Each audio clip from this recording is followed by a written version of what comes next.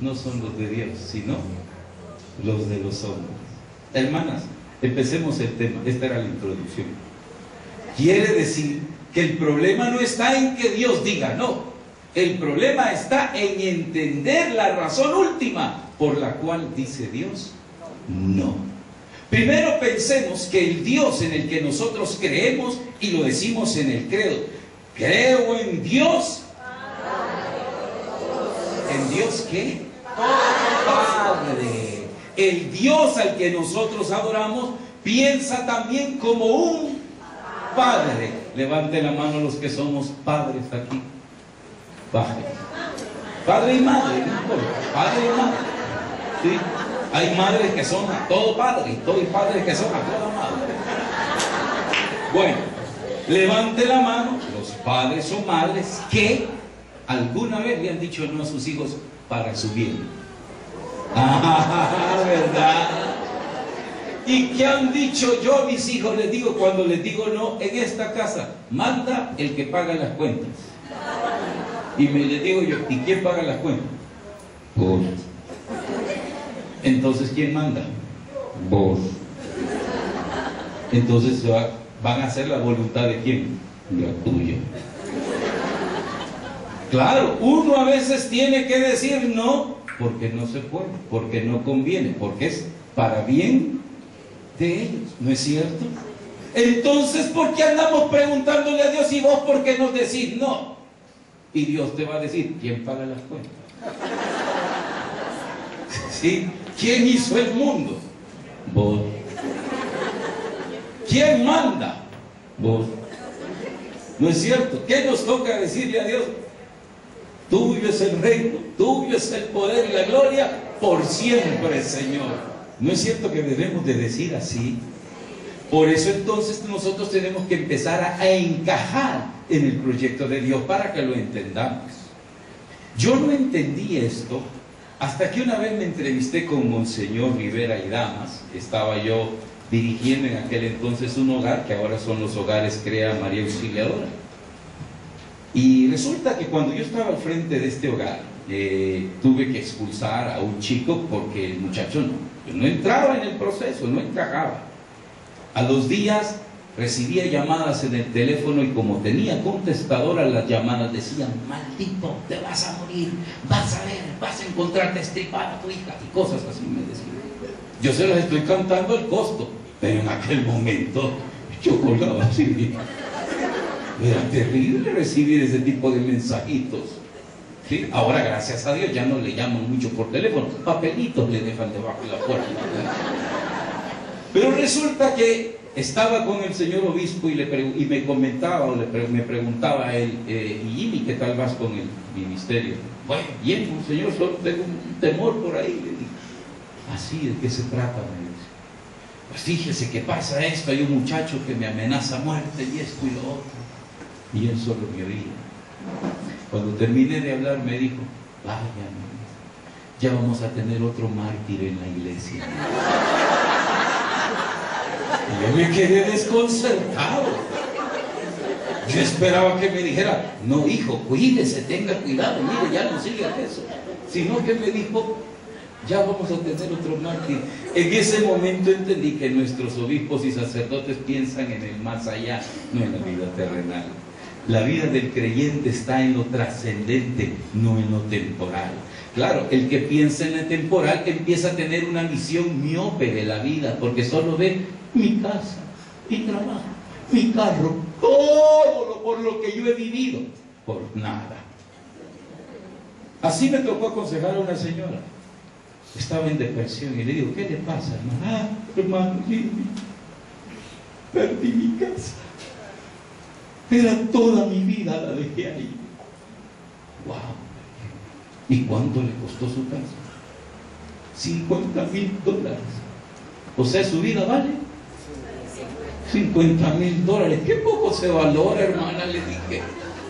Porque ella me dijo que en esa casa que estaba, toda su vida, me dijo. O sea que su vida, ¿cuánto vale?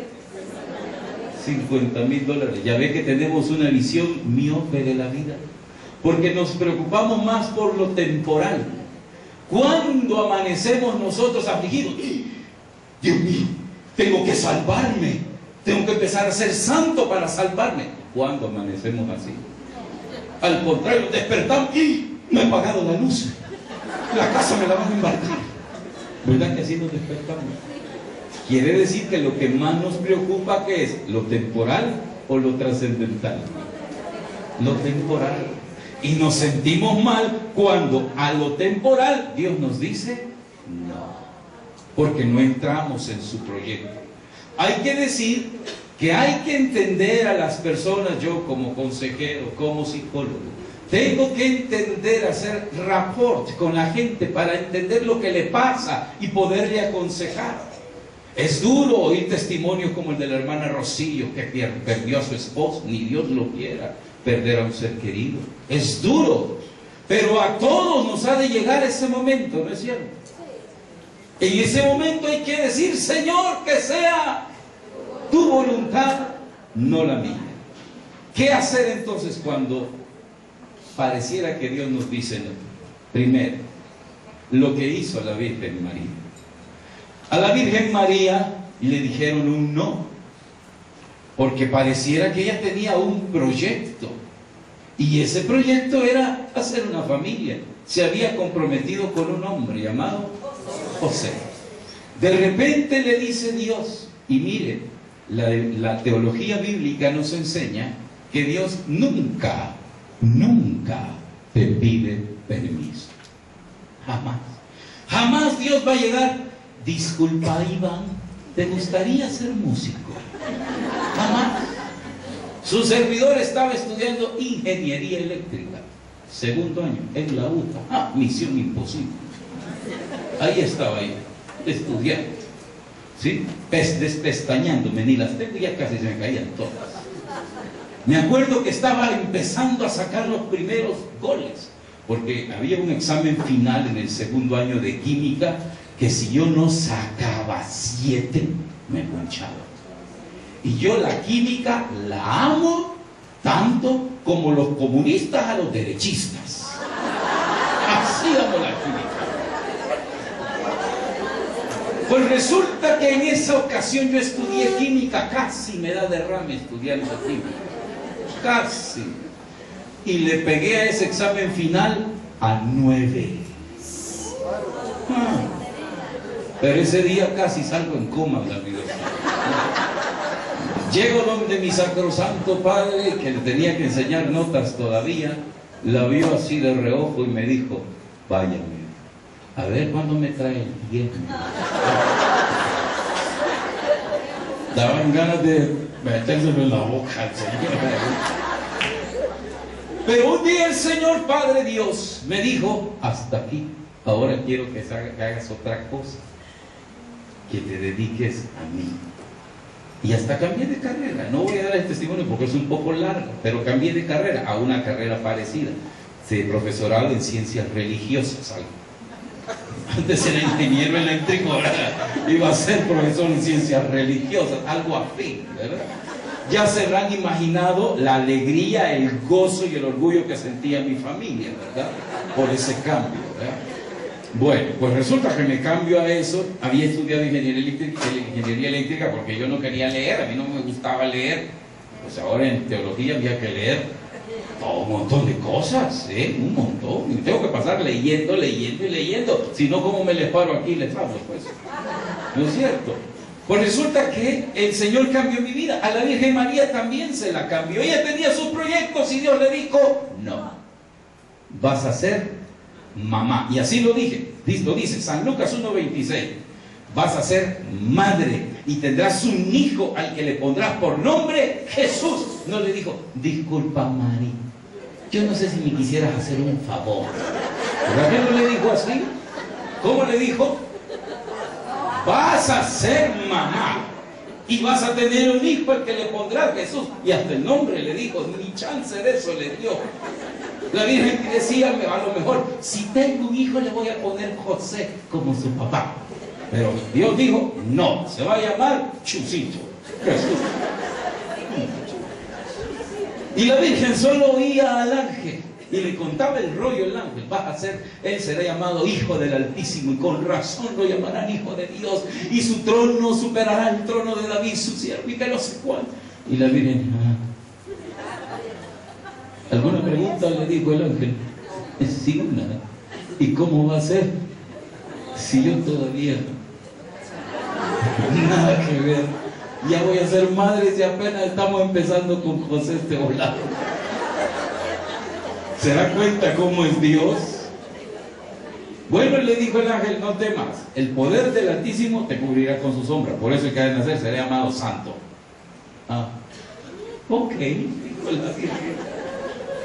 Y dijo las palabras más grandes y sabias que dijo la Virgen: he aquí la esclava del Señor, hágase en mí según tu palabra. Esa misma actitud, ese mismo espíritu se lo comunica la Virgen a Jesús, su hijo. Tu oración, hijo, debe de ser así. Por eso en el huerto de los olivos, en el momento cumbre, más duro, más difícil de Jesús, tan grande que los médicos dicen que Jesús llegó a niveles de paroxismo, sufrimiento extremo, que los humanos no lograríamos superar, porque el promedio de humanos no tiene la fuerza, la capacidad biológica que tenía Jesús de sudar sangre, que se revienten los vasos capilares y todavía sigan vivos. Jesús llegó a ese nivel. La tensión, si hubiera habido alguien que le tomara la presión sanguínea, Jesús estaba a 10,000 por 20,000. Así estaba el Señor. Los vasos capilares empezaron a sangrarse, a reventarse. En ese momento la agonía de Jesús era tan grande que le dijo a los discípulos: oren, porque tengo una agonía de muerte. Tengo una agonía de muerte. ¿Y por qué? Porque ya me van a matar. Y Jesús sabía de qué manera iba a morir. Era lo más doloroso. ¿Y a ti qué te preocupa? La cuota en la casa, la luz, el teléfono, que no tiene BlackBerry.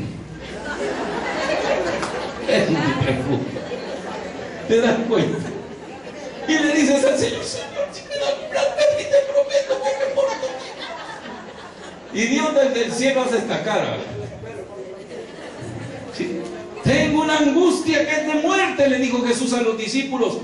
Oren, velen conmigo. Y en ese contexto nuestro Señor Jesús le dice al Padre en agonía: Padre, no sea lo que yo quiero, sino lo que tú quieres. Y el Hijo de Dios recibió por respuesta un no. Va a ser como yo digo. Y los ángeles llegaron, dice la palabra de Dios, a consolarlo. No le llegaron a decir: manda a decir el Padre que ya no va a morir así. ¿Verdad que no? ¿Qué llegaron a hacer los ángeles? A consolarlo. Le dijeron: ánimo, papá, dale luego, que ya va a pasar. Eso le dijeron al Hijo de Dios. No llegaron a decirle sí, sino que llegaron a reafirmar él. No va a ser como tú quieres. Y era tan dura la carga, la agonía de nuestro Señor, que Él dijo unas palabras en la cruz: Elí, Elí, sabactani, que significa: Padre, ¿por qué me has abandonado? ¿Quién llegó a entender y a sentir que Dios le había dicho no? Jesús. ¿Por qué me has abandonado? Pero sin embargo Jesús se llena del Espíritu y dice: Padre, todo tuyo, la obra se ha consumado. Y murió. Y agarró fuerza.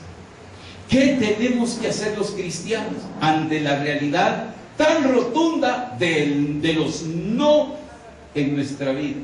San Pablo nos dice, volviendo a la carta a los Corintios: por tanto, con sumo gusto seguiré vanagloriándome, sobre todo en mi debilidad, para que se manifieste en mí la fuerza de Cristo. Hermanos, los no de Cristo no es para destruirte, sino para que crezcas. Amén. Amén. Para que te hagas fuerte como el roble. Llegó una mujer a la cual Jesús le pidió a Jesús que sanara a su hija.